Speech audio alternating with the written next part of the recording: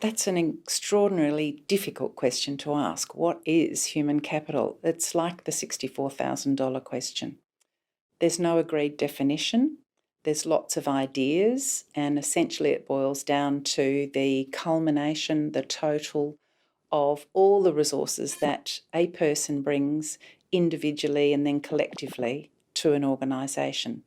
So it's their knowledge, intellect, social networks, experience, abilities, skills, the whole lot, all together in one place.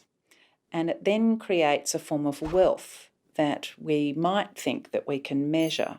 And so we talk about the value of human capital.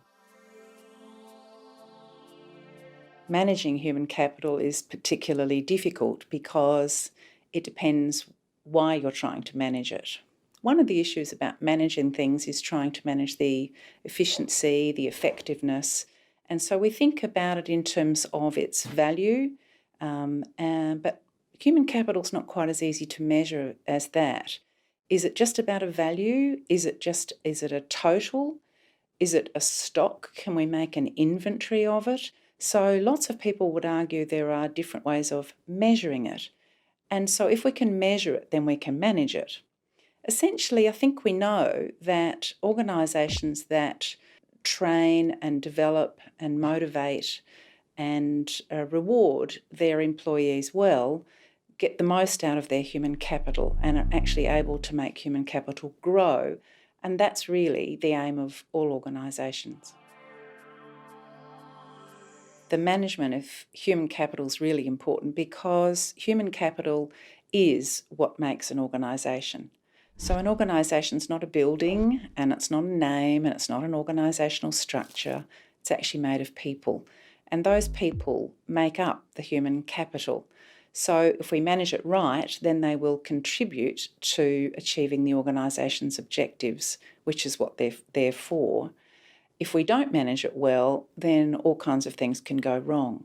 So the key for managing and managing well is about treating people as individuals, making sure that we discuss their reward, their review, their training and education opportunities and their career paths, so that retention has become the new attraction, if you will.